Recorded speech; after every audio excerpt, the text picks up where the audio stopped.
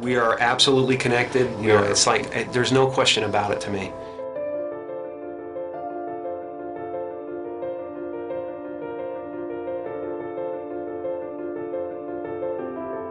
There's no separation. That's been physically proven by science. I think everybody's looking for something that they already have. I think the reason that we don't notice it is because we are so distracted by the human levels of our experience. Because you might not actually be what you think you are. The fact that we are already enlightened, we're already complete, and it's just realizing that you're complete.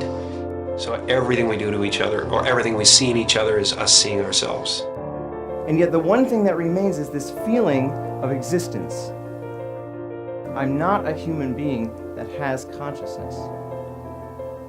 I'm consciousness that is shaped into a human being. All of us are energy. A human being is a very complex pattern of energy. I always have been that energy, and I always will be that energy. I know this conceptually. Why don't we feel it?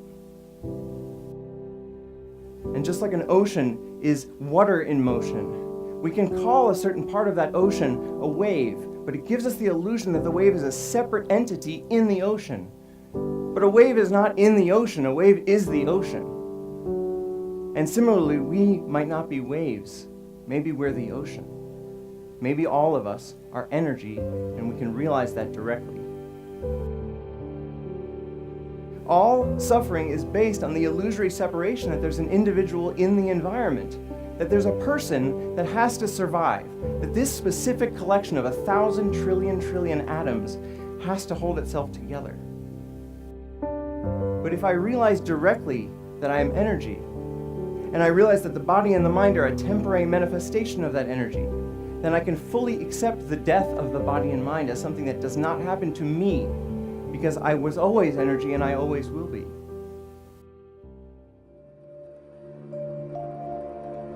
Ego tries to convince us we need to get something, this immortality, that we already possess. Ego is the voice in your head that says you're not as good as that other person. Maybe you need to do something else to make yourself better, to add to yourself.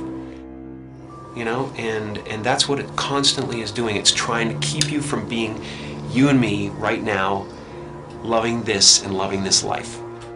Once you realize you're complete, then this life and everything in it becomes a play of form, something to toy with and play with and make something good out of, and it really isn't to be worried about. It's to have fun with. You know, everyone is looking for God. And everyone is God, and that everyone is it.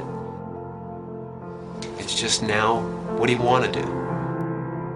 And once you realize that, then there's nothing you need.